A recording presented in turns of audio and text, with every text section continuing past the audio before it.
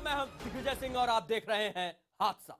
आज हम आपको जिंदा इंसानियत की वो तस्वीर दिखाने जा रहे हैं जिसे देखकर न जाने कितनी आंखें छलक पड़ी।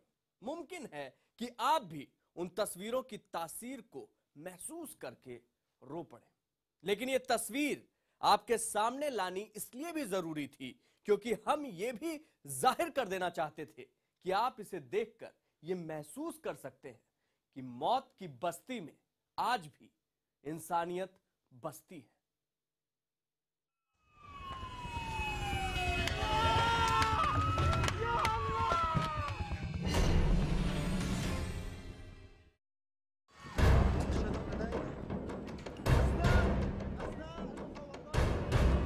जितनी देर आपकी टीवी स्क्रीन पर यह धुएं का गुबार नजर आ रहा है,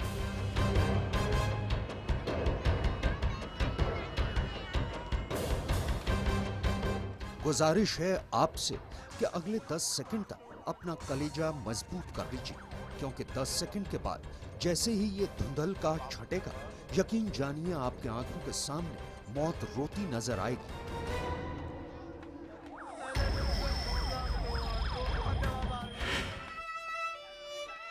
जी हाँ, वही मौत जिसके बारे में ये यकीन पूरी दुनिया को है कि वो एक ना एक रोज सभी को आनी है। लेकिन सीरिया के अलेप्पो में 4 रोज पहले जब मौत ने एक धमाके की शक्ल में कदम रखा तो उसकी गिरफ्त में मासूम बच्चे आ गए, तो वही मौत खुद दहल गई और शायद रो भी पड़ी।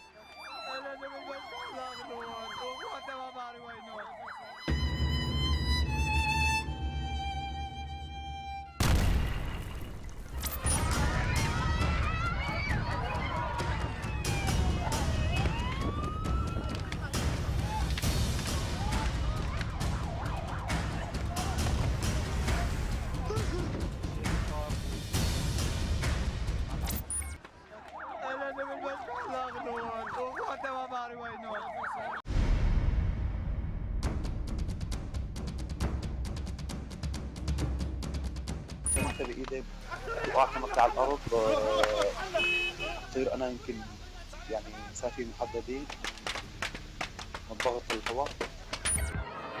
झुलसते बारूद का यह धुआं जैसे ही छटा तो मंजर आंखों में धुएं की तरह समा गया, क्योंकि जब भी आंखों में धुआं जाता है तो साथ में पानी ले आता है।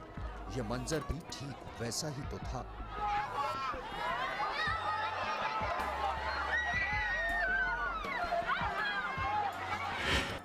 इस तबाही पर जिसकी भी नजर पड़ी उसके कदम लड़खड़ा गए।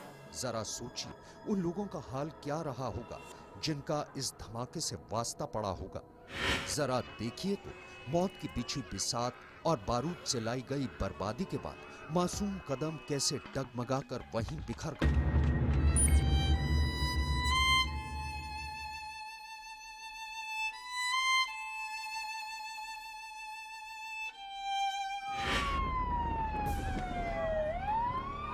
लेकिन तबाही के बीच अचानक एक ऐसी तस्वीर सामने आ गई जो शायद अगले कई सालों तक टीवी स्क्रीन पर सुर्खियों में बनी रहेगी और अगले कई बरसों तक इंसानियत के जिंदा होने की मिसाल बनेगी।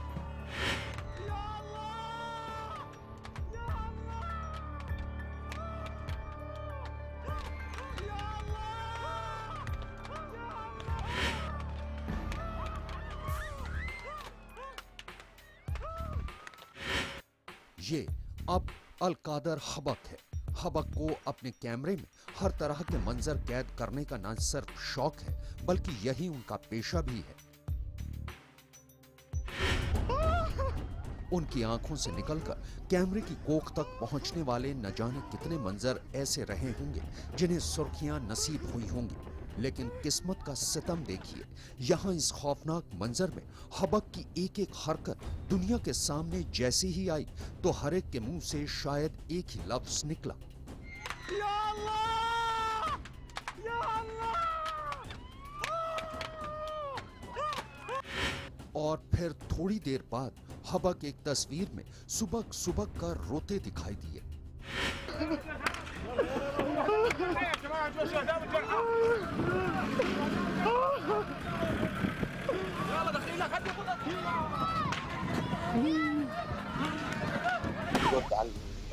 بطلع على ايدي كاميرتي مي بايدي، برقد على كاميرتي فبلاقي كاميرتي بالارض، واقعه على الارض.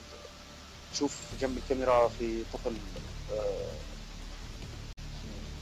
عم ينزف او هيك شيء، فبرقد لعنده بطلع عليه.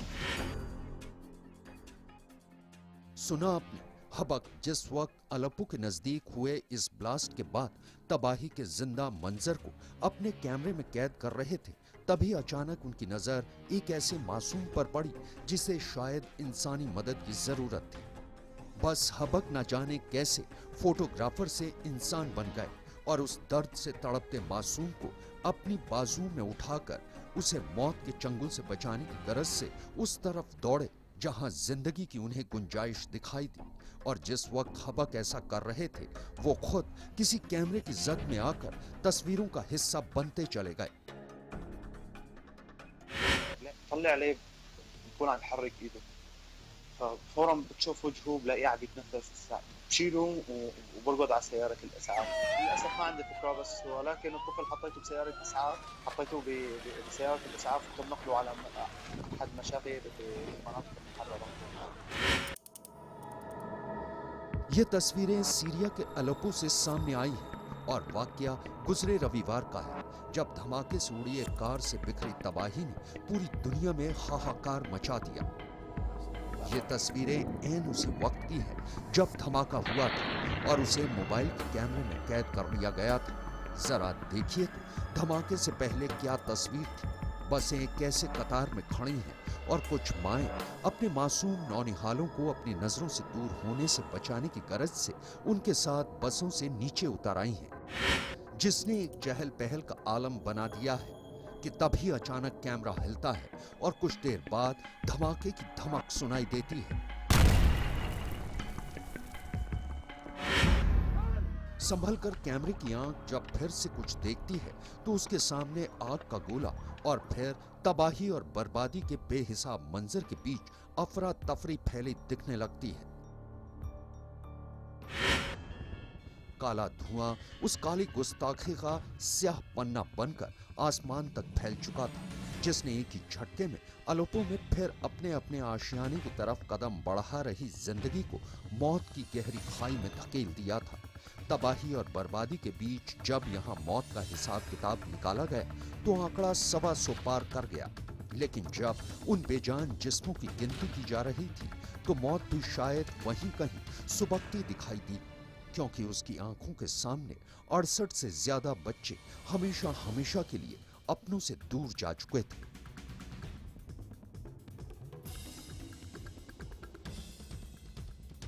अभी अभी आपने सीरिया की जमीन से चलकर आई मरते इंसान और जिंदा इंसानियत की ऐसी तस्वीर देखी जिसकी मिसाल मिल पाना आसान नहीं। लेकिन हम आपको उसी सीरिया से सामने आई एक और तस्वीर की तरफ ले जाना चाहते हैं और यह बताना चाहते हैं कि दुनिया में बड़े से बड़ा काम करने के लिए कभी उम्र का मुंह नहीं देखना पड़ता। 7 साल, जी हां, वो बस 7 साल की ही है। गुलाब के जैसी कोमल, अगर छू लिया तो मुरझा जाएगी, लेकिन उस 7 साल की लड़की ने अपने मासूम हाथों को ऐसा हथियार बनाया जिसने दुनिया के सबसे ताकतवर मुल्क अमेरिका और रूस के रहनुमा तक को हिला डाला।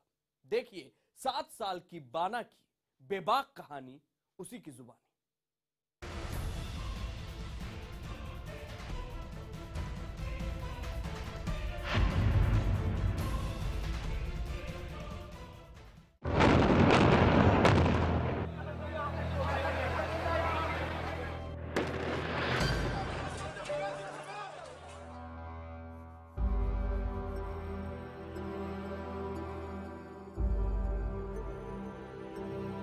Dear Donald Trump, my name is Bana Al-Abid and I am 7 years old, Syrian girl from Aleppo. हलक से निकली कांपती सिसकती ये आवाज 7 साल की मासूम बाना अल-अबीद की है। ये वही छोटी बच्ची है जिसने सोशल मीडिया के जरिए पूरी दुनिया के सामने सीरिया की सूरत हाल जाहिर की।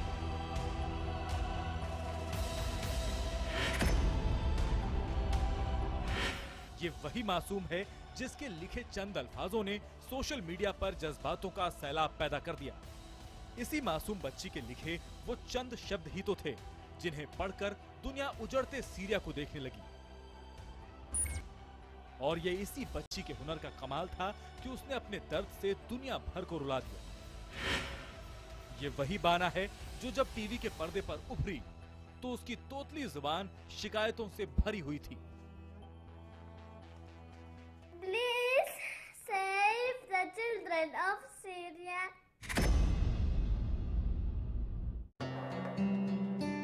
शिकायतें अपने मुल्क के उन रहनुमाओं से जिनकी जहनी और जज्बाती सियासी जिद ने पूरे मुल्क को जंग की झुलसती आग में झोंक दिया। ये छोटी बच्ची सियासत नहीं जानती, लेकिन वो इतना जरूर जानती है कि उस जैसे मासूम बच्चों के शरीर पर जो खूनरेजी जख्म है वो राष्ट्रपति असद के इशारों पर चली गोलियों की वजह से है। इराक और सीरिया में जितना भी बारूद जलाया जा रहा है उसे दिया सलाई असद ने ही दिखाई है। महज 140 हरफों के जरिए बाना ने सोशल साइट्स पर पूरी दुनिया के सामने सीरिया की बर्बादी की तस्वीर दिखा दी थी और उस खौफ से सारे जमाने को रूबरू करवा दिया था जिसके साए में वो हर पल जीती है। बाना ट्विटर अकाउंट पर पोस्ट की तस्वीर में गुलाबी फ्रॉक वाली गुड़िया से यही कहती दिखाई दे रही है कि उसे हर पल यही अफसोस रहा है कि दो मुल्कों की जंग ने उसका बचपन छीन लिया। जहां पूरी दुनिया की नजर जंग के मैदान पर टिकी हुई थी, वहां इस मासूम ने दुनिया के सामने तस्वीरों के जरिए बेकाबू हो रहे हालात बयां किए और शायद इसीलिए पूरी दुनिया उसे सबसे छोटी रिपोर्टर होने का तमगा भी देती है। The children of Syria die every day. उम्र बेशक हंसने खेलने की हो, लेकिन नन्ही आंखों ने तबाही के जो मंजर देखे उसे बयां करना उसके लिए बेहद आसान था। बाना की उठाई आवाज ने पूरी दुनिया को भीतर तक झकझोर कर रख दिया। Now, Mr. Trump, have you ever had no food, no water for 24 hours? क्या ट्रंप, क्या असद, क्या ओबामा और क्या पुतिन, इन तमाम बड़े और ताकतवर नामों को बाना ने ट्विटर के जरिए अपनी छोटी और नाजुक उंगलियों से लिखकर दर्द भेजा है और अपने दोनों हाथ फैलाकर इंसानियत के हक में मदद की गुजारिश की है। We are the children of Syria. We are not terrorists. We are like your children. बाना ने क्या, कब, क्यों और कैसे ये सारा दर्द अपनी आंखों में समेटा, उसे अल्फाज की शक्ल देकर ट्विटर के कैनवस पर उकेरा।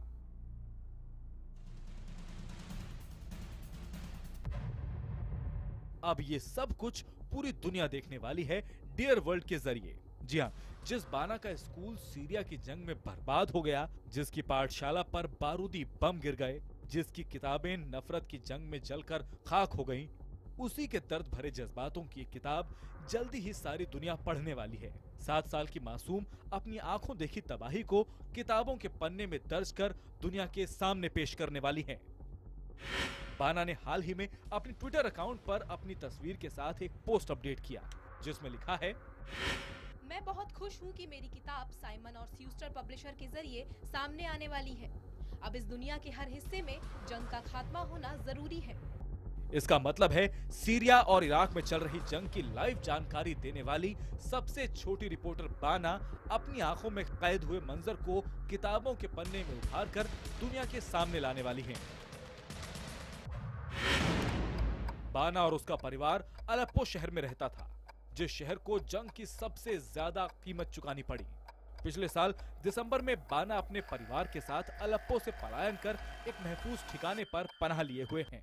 खुशकिस्मती ये कि बाना के सिर से तबाही के बादल छट गए, लेकिन बाना की नजर ने जंग के बारूद में जिंदगी तबाह होती देखी थी। लिहाजा खुद सुरक्षित होने के बाद भी वो बेचैन ही रही। शायद हालातों ने कम उम्र में ही उसे जिंदगी का मतलब समझा दिया। तो बस उस नन्ही सी जान ने ट्विटर के जरिए उन मासूमों के लिए गुहार लगानी शुरू कर दी जो इस जंग में बेमौत मारे जा रहे हैं। यूं तो बाना का ट्विटर अकाउंट उसकी मां फातिमा चलाती हैं। बाना ये कभी न कर पाती अगर उसकी मां उसके साथ न होती। दुनिया के सामने सीरिया की बेबसी पर असल नजर फातिमा की ही है। फातिमा पेशे से एक टीचर हैं, लिहाजा बाना भी अपनी मां की ही तरह बड़ी होकर एक टीचर बनने का सपना देखती हैं। बाना के ट्विटर अकाउंट पर नजर डालें तो आपको जानकर हैरानी होगी कि महज 7 साल की उम्र में बाना के तकरीबन 4 लाख फॉलोअर्स हैं, जिनमें कुछ बड़ी हस्तियां और बड़े मीडिया हाउस भी शामिल हैं। इसके अलावा बाना की शोहरत का अंदाजा आप इस बात से लगा सकते हैं कि बाना आए दिन विदेशी चैनलों को अपना इंटरव्यू देती हैं और सीरिया में हुए केमिकल अटैक जैसे अहम मुद्दों पर अपनी प्रतिक्रिया दर्ज करवाती हैं। बाना और उसकी मां की मेहनत रंग लाई और तोहफे में उन्हें बेशकीमती जिंदगी मिली और अब बाना को तो बस अपनी आने वाली किताब का बेसब्री से इंतजार है। मगर हर कोई बाना और उसके परिवार जितना खुशनसीब नहीं होता। न जाने कितने अभागे इस हमले में अपनी जिंदगी या अपनों से हमेशा के लिए बिछड़ गए होंगे। तो आज हादसा में बस इतना ही।